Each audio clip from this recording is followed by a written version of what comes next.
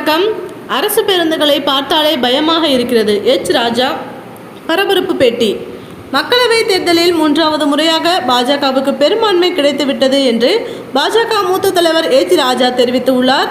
இது தொடர்பாக செய்தியாளர்களிடம் பேசிய அவர், கேரள மாநிலம் வயநாடு பாராளுமன்ற தொகுதியில் போட்டியிட்ட ராகுல் காந்தி தோல்வி பயத்தின் காரணமாகவே ரேபரேலி தொகுதியில் போட்டியிடுகிறார்.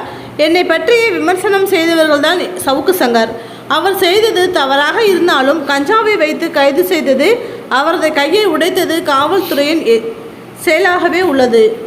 மருத்துவ பரிசோதனையில் அவரது கையில் 2 இடங்களில் எலும்பு முறிவு இருப்பதாகவும் தெரிவித்து உள்ளனர்.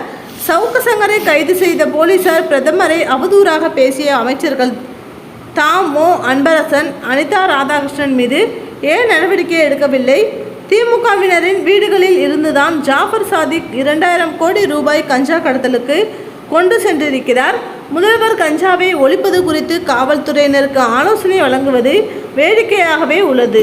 காவலர்களுக்கு பிடித்த கஞ்சாவை வெளியே தெரிவிக்காமல் இருப்பதற்காக ஆலோசனை வழங்குகிறார்கள்.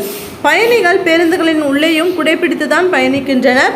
அரசு பேருந்துகளில் பார்த்தாலே பயமாக உள்ளது. பேருந்தில் சக்கரங்கள் கலன்று காரின் மீது மோதிவிடுமோ என்ற பயமும் உள்ளது.